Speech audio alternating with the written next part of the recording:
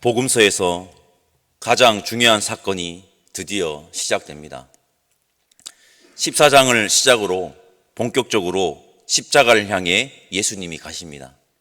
곧 예수님께서 십자가에 달리십니다.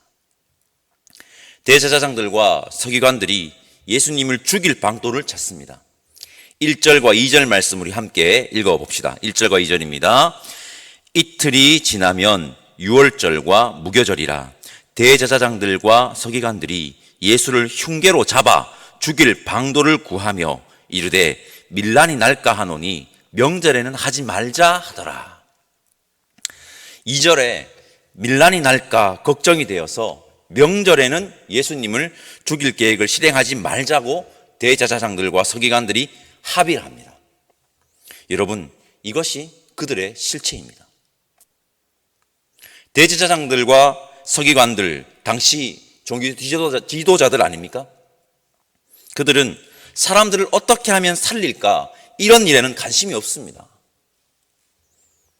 그들은 어떻게 하면 자신들이 피해를 입지 않을까를 먼저 걱정합니다. 이것이 그들의 실체입니다. 그들의 이 흉계는 자신들의 진리사수를 위함도 아닙니다. 그저 자신의 자리와 자신을 더 유익하게 하려는 것뿐입니다. 그러나 예수님은 어떠신 분이십니까? 어떤 분이십니까? 그들 모두를 살리기 위해 자신을 희생하기로 결정하셨고 십자가의 길을 향해 가십니다. 대제사장들과 서기관들은 자신들이 멋진 계획으로 예수님을 죽일 흉계를 꾸미고 자신들의 계획대로 되고 있다고 여겼겠지만 예수님은 그저 현실을 도피하지 않고 자신에게 주어진 현실 앞에 서서 하나님의 계획과 섭리대로 자신의 길을 걸어가고 계시는 중입니다. 묵묵히 자신의 길을 걸어가고 있는 것입니다. 여러분, 우리 그리스도인도 이래야 하지 않을까라는 생각이 듭니다. 현실을 회피하지 않고 현실에 당당히 서 있는 그리스도인, 모두를 살리기 위해 자신을 희생할 줄 아는 그리스도인, 누가 뭐래도 자신에게 주어진 길을 묵묵히 걸어가는 그리스도인 말입니다. 오늘도 말씀드리겠습니다. 예수님께서 묵묵히 십자가의 길을 가셨습니다. 우리 역시 그 길을 함께 걸어가는 예수님의 제자들이 됩시다. 예수님의 죽음을 예비한 여인, 예수님은 여러분 100% 인성을 가지신 분이십니다. 인간으로 오셨습니다. 인간의 몸으로 인간이 되셨습니다. 예수님께서 십자가의 길을 예수님께서는 이 십자가의 길이 두렵지 않았을까요? 예수님은 100% 인성을 가지신 분이십니다.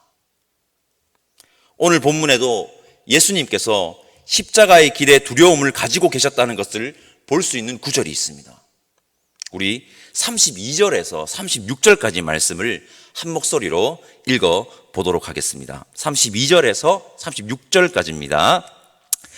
그들이 겟세마네라 하는 곳에 이르매 예수께서 제자들에게 이르시되 내가 기도할 동안에 너희는 여기 앉아 있으라 하시고 베드로와 야고보와 요한을 데리고 가실새 심히 놀라시며 슬퍼하사 말씀하시되 내 마음에 심히 고민하여 죽게 되었으니 너희는 여기 머물러 깨어 있으라 하시고 조금 나아가사 땅에 엎드려 될 수 있는 대로 이때가 자기에게서 지나가기를 구하여 이르시되 아빠 아버지여 아버지께서는 모든 것이 가능하오니 이 잔을 내게서 옮기시옵소서. 그러나 나의 원대로 마시옵고 아버지의 원대로 하옵소서 하시고. 예수님의 고뇌가 느껴지십니까? 예수님은 외롭게 홀로 십자가 그 길을 향해 가시는 중이십니다. 외롭게 홀로 십자가 그 길을 향해 가시는 예수님에게 한 여인이 찾아와서 향유를 부었습니다. 예수님에게 향유를 부은 그 여인은 예수님에게 이렇게 말하는 것 같습니다. 예수님, 당신께서 가시는 그 길을 제가 알아요. 예수님, 제가 가신 것을 당신께 드립니다. 받아주세요. 여러분, 예수님에게 너무 큰 힘이 되지 않았겠습니까? 홀로 외롭게 십자가의 길을 향해 가시는 예수님에게 한 여인이 찾아와 향유를 부었듯 우리 역시 예수님께서 가시는 그 길 위로 가서 예수님의 마음을 먼저 알아 예수님께 나아가 예수님과 함께 한다면 예수님이 너무너무 기뻐하지 않겠습니까? 우리 예수님을 너무 외롭게 하지 맙시다. 우리 예수님께 향유를 부은 여인 같은 그리스도인들이 되기를 간절히 소망합니다. 이런 여인들을 보고 사람들은 화를 냅니다. 왜 그 비싼 향유를 허비하냐는 것입니다. 그렇게 반응하는 사람들에게 예수님께서 이렇게 말씀하십니다. 6절에서 8절까지 말씀 우리 함께 읽어보겠습니다. 예수께서 이르시되 가만두라. 너희가 어찌하여 그를 괴롭게 하느냐. 그가 내게 좋은 일을 하였느니라. 가난한 자들은 항상 너희와 함께 있으니 아무 때라도 원하는 대로 도울 수 있거니와 나는 너희와 항상 함께 있지 아니하리라. 그는 힘을 다하여 내 몸에 향유를 부어 내 장례를 미리 준비하였느니라. 아멘. 나의 죽음을 예비한 이 여인을 비난하지 말고 너희가 너희 입으로 말한 가난한 자들을 돌보라는 예수님의 명령이지 않을까요? 이거? 우리 타인을 향해 비난만 하는 자 되지 말고 자신이 먼저 그 일에 동참하는 자가 되었으면 좋겠습니다. 예수님은 6월절에 당신의 제자들과 마지막 만찬을 가지십니다. 18절에서 20절 말씀 함께 읽겠습니다.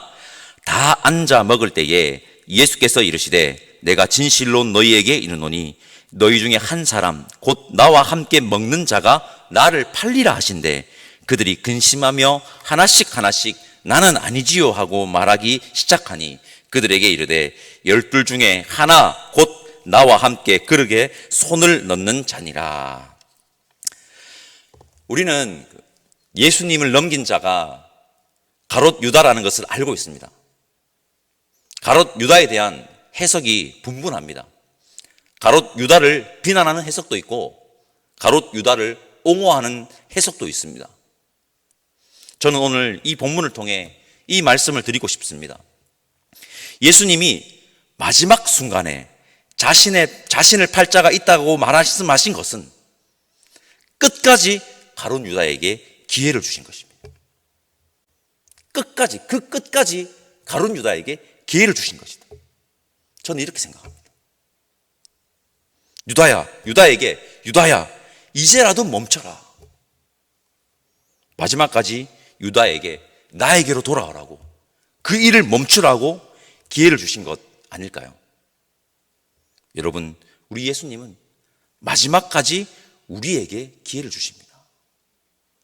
우리는 절대 그 기회를 놓치지 말고 주님과 끝까지 함께하는 자 되기를 소망합니다. 예수님은 제자들과 마지막 만찬을 가지셨고 베드로가 자신을 부인할 것을 예고하셨습니다. 십자가를 앞에 둔 예수님은 깊이 고뇌하며 기도하셨습니다. 그렇게 결국 예수님은 대제사장들과 서기관들과 장로들이 파송한 무리에게 잡히셨습니다. 베드로는 예수님이 예고한 대로 예수님이 잡히신 후에 부인하였습니다. 문득 이런 생각이 듭니다. 우리는 베드로를 비난할 자격이 될까? 우리가 베드로를 비난할 자격이 될까?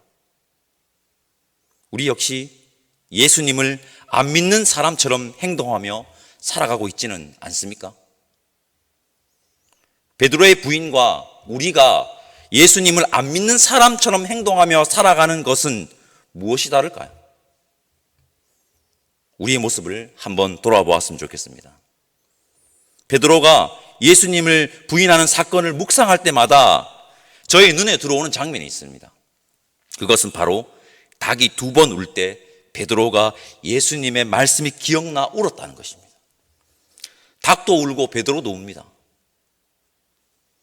닭이 울었다는 것은 어둠이 지나 새벽이 다가온다는 것입니다. 이런 질문을 던져보았습니다. 이 본문을 접할 때마다 던지는 질문입니다. 예수님의 말씀이 기억나게 한 닭 울음소리가 우리 인생에 무엇일까? 예수님의 말씀이 기억나게 한 그 닭 울음소리가 우리 인생에 무엇일까? 거기에 대한 시원한 답을 저는 아직도 찾지 못했습니다. 계속 묵상 중에 있습니다. 이 본문, 이 구절을 가지고.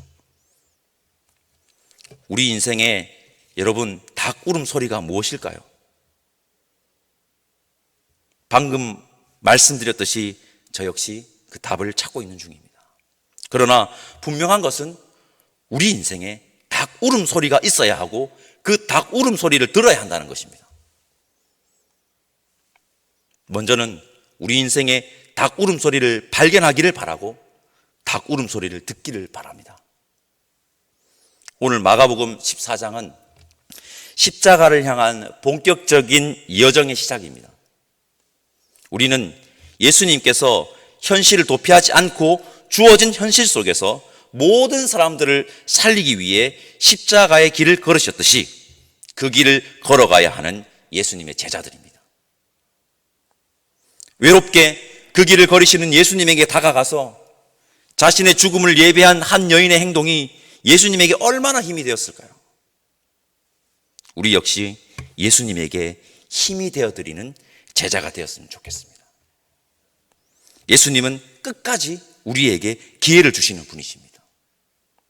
우리는 그 기회를 놓치지 말고 예수님께서 가신 그 길 위에 서는 자들이 되기를 바랍니다.